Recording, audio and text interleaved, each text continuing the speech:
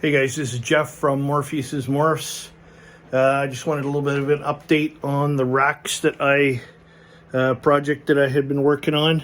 I did have a grow it rack. I put one in. I was really happy with it, so I decided to put more in. That's the bin. You can actually get these at Lowe's. I think they're called a concrete mixing bin. Sometimes a drywall mud mixing bin. They do come in two sizes. That's the small size. Those are only 6 inches deep. I think they're 20 by 26. That's the 8-inch deep. I think that is 24 by 36. Really good size. So you can see what I've done here. These are actually, this is a spring clip set that came with the water bottle I used. I wanted this to sit in there. Oh, you can actually see them chowing away on there. Look at that. I wondered if they were going to chew on that a bit. So that's, they'll get down to that, perk to the steel, and then they won't be able to chew anymore. ASFs are, I think, notoriously, from what I've heard, chewers. So, that goes on there. This is not necessarily going to be permanent.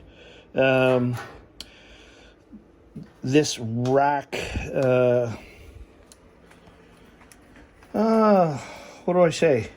I did buy water nozzles from Cornell's World, and I will update that.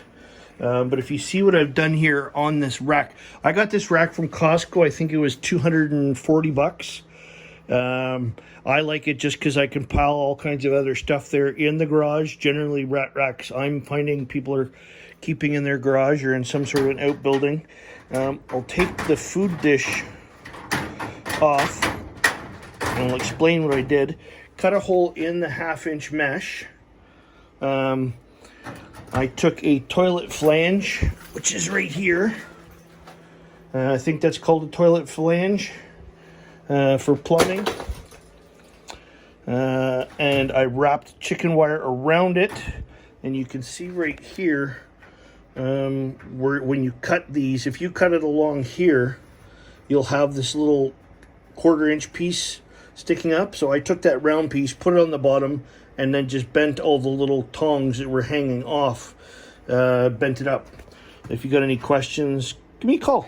So now I had to cut this hole big enough to fit the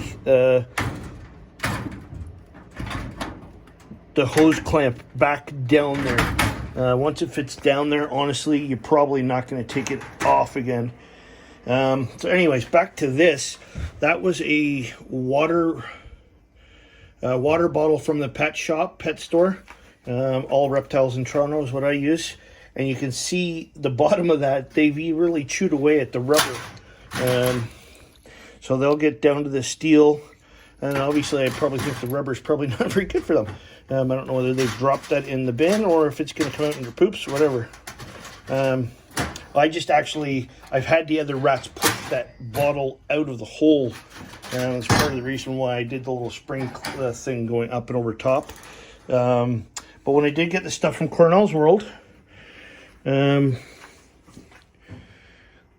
hopefully that will come fairly soon and I can put permanent water nozzles. So if you see what I did there, I built this little frame on the ground, a little 3-sided frame, built it on the ground, stapled the chicken wire at the top. I had to use these electrical tie downs to keep this up, otherwise it kind of rubs against. And when you put the bin in, you can actually adjust it front and back really easily just by moving the screws, tightening it up if you need. You see the 6 slides in there, very nice. Not much space along the top. It is a possibility they could gnaw away at the electrical ties. The first time I used the banding wire, I think it's called banding wire, that they had actually used on this roll of 1/2-inch screening that I bought. This is the other rickety thing that I had bought from or inherited from another breeder when he was clearing out his stuff. So I am going to actually use one of these. I'm going to use the bottom one for a grow out for rats, and probably the top one for rats too. That's why I have not.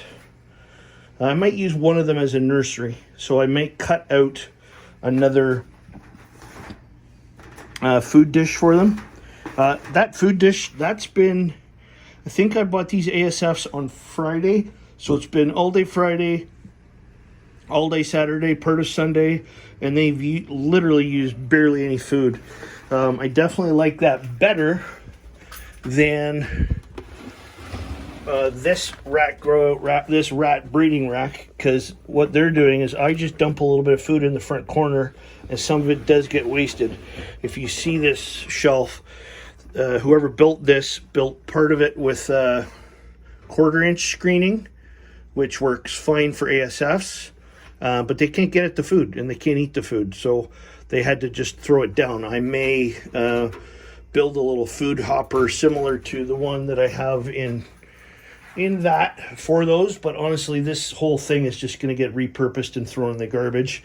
I may just put it on YouTube and sell it. He did use 1/2 inch on these ones, so it's pretty decent. And this one here he's doubled up because he has had an ASF's crawl at the top, so he put 1/4-inch mesh on top of this one. So I'll probably pull this off. If I keep it, I'll pull this off and use it for like a hopper. I am going to build a 10 bin. That's why I have one of these. I have actually a couple of these because I need to cut all the 2x4s just from the way I'm building it. I'm going to be fairly particular with the way I build the next rack. I'm going to be a little bit better. And I did get Cornell's World water, the whole watering system, the hose and the nozzles and everything. I'll update when I build that rack.